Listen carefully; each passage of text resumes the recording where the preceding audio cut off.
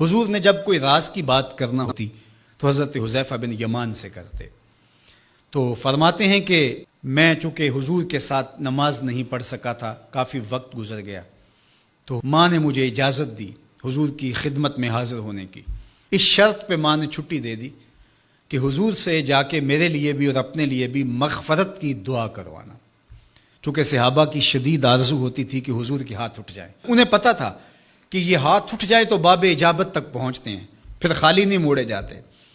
تو کہا کہ حضور سے میرے لیے اور اپنے لیے مغفرت کی دعا کروانا۔ ماں نے اجازت دے دی تو یہ حضور کی خدمت میں آئے۔ کہتے ہیں میں نے مغرب کی نماز پڑھی اور سلام پھرا تو میرے دل میں تھا کہ حضور سے ملوں اور کہوں کہ حضور میرے لیے، میری ماں کے لیے مغفرت کی دعا کر دیجئے، لیکن حضور نوافل میں ایسے مشغول ہوئے کہ مجھے موقع نہ مل پایا، حتیٰ کہ عشاء کا وقت ہو گیا۔ عشاء کی اذان پکاری جانے لگی، حضور نے نماز عشاء پڑھائی، سلام پھرا تو میرے دل میں تھا کہ ماں نے جاتے ہی پوچھنا ہے کہ دعا کروائی تھی تو کیا جواب دوں گا۔ مغرب کی نماز کی چھٹی ملی، عشاء بھی ہو گئی اور میں عرض نہیں کر سکا۔ تو میں ابھی سوچ ہی رہا تھا کہ حضور حجرہ انور کی طرف بڑھ گئے۔ اب جنہوں نے مسجد نبوی کی حاضری کا شرف پایا ہے وہ جانتے ہیں کہ مصلی نبوی سے حجرہ رسول کا فاصلہ ہی کتنا ہے، اور جنہوں نے یہ شرف نہیں پایا میری دعا ہے کہ وہ اڑ کے مدینے چلے جائیں۔ سچی بات ہے، جس نے وہ شہر نہیں دیکھا اس نے کچھ بھی نہیں دیکھا۔ جنوں ویک کے اکھیاں ٹھر دیاں نے، جنوں ویک کے ٹھر دا سینہ ہے، ربا تیری ساری خدائی وچوں بس اکو شہر مدینہ ہے۔ آج اس وقت پوری دنیا کے اوپر جو وبا پھیلی ہے اس کی وجہ سے جہاں اور بہت ساری چیزیں ہمارے لیے اذیت اور دکھ کا ذریعہ ہیں، وہاں ایک بہت بڑا دکھ ہے کہ مسجد نبوی کے دروازے بھی بند ہیں۔ تو یہ دن تھے کہ حرم کی رونقیں دیکھنے والی ہوتی، مواج انور کے سامنے درودوں کی بہار ہوتی، مدینے میں بیٹھ کے حضور کے روضے کے سامنے حضور علیہ الصلاۃ والسلام کے شہر کی پکی ہوئی کھجوروں سے افطاری کرنے کا اپنا ہی لطف ہوتا۔ آج مدینے کے لوگ بھی ترس رہے ہیں۔ بچپن سے لڑکپن تک اور لڑکپن سے جوانی تک اور جوانی سے بڑھاپے تک 80 سال عمر ہو گئی، جنہوں نے رمضان المبارک کا روزہ مسجد نبوی سے باہر کبھی کھولا ہی نہیں، آج اپنے گھروں کی چھتوں پہ کھڑے ہو کے میناروں کو دیکھتے اور چیخیں مار رہے ہیں۔ اللہ اس وبا کے دن مختصر کر دے اور اس امت کے لیے آسانیاں پیدا کر دے۔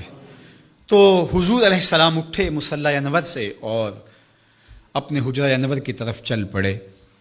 تو حضرت حذیفہ بن یمان کہتے ہیں کہ میں بھی حضور کے پیچھے چل پڑا، غیر ارادی طور پہ کچھ رفتار تیز ہو گئی تو قدموں سے آہٹ پیدا ہوئی۔ تو حضور نے ارشاد فرمایا کہ من ھذا، کون ہے؟ پھر خود ہی کہا حذیفہ تو نہیں؟ قلت تو نعم، میں نے کہا جی جی حضور میں حذیفہ ہوں۔ تو آقا کریم علیہ السلام نے کوئی توقف کیے بغیر فرمایا ما حاجتوں کا غفر اللہ لک والے امے کا، اللہ تجھے بھی بخش دے، تیری ماں کو بھی بخش دے، کس کام آئے ہو؟ اب حذیفہ بن یمان کہتے ہیں جو کام تھا وہ تو جنبش لب سے پہلے ہو گیا، یہاں تو لفظوں کا سہارا نہیں لینا پڑتا، وہ بند لبوں کی بولیاں سمجھتے ہیں۔ تو کہتے ہیں کہ جو حاجت تھی وہ تو پوری ہو گئی، یہی تو کہنا تھا کہ حضور میرے لیے اور میری ماں کے لیے مغفرت کی دعا کیجیے۔ پھر حضور نے ارشاد فرمایا قال ان ھذا ملک لم ینزل الارض قط قبل ھذہ اللیلہ، اے حذیفہ یہ فرشتہ ہے جو اس رات سے پہلے زمین پر کبھی نہیں آیا، یہ پہلی مرتبہ آیا ہے۔ استاذن ربہ ان یسلم علیہ، اس نے رب سے اجازت مانگی تھی، مالک تیرے محبوب کو سلام نہ کر رہا ہوں، مجھے سلام کرنے آیا ہے، لیکن ساتھ ساتھ مالک نے کہا کہ جا رہے ہو میرے محبوب کے پاس سلامی پیش کرنے کے لیے تو ایک تحفہ بھی لیتے جاؤ، تو وہ بھی مجھے دینے آیا ہے۔ تو وہ تحفہ کیا ہے سنو، بے انا فاطمہ سیدۃ نساء اہل الجنہ، مجھے خوشخبری دینے آیا ہے کہ آپ کی بیٹی فاطمہ جنتی عورتوں کی سردار ہے، اور وَأَنَّ الْحَسَنَ وَالْحُسَيْنَ سَيِّدَا شَبَابِ اہل الجنہ، اور حسن اور حسین فاطمہ کے بیٹے جنتی جوانوں کے سردار ہیں۔ یہ آج خوشخبری لے کر کے میرے پاس مجھے سلام کرنے آیا ہے۔ تو یہ ملکہ جنت ہیں، خاتون جنت ہیں، سیدہ نساء اہل جنت ہیں۔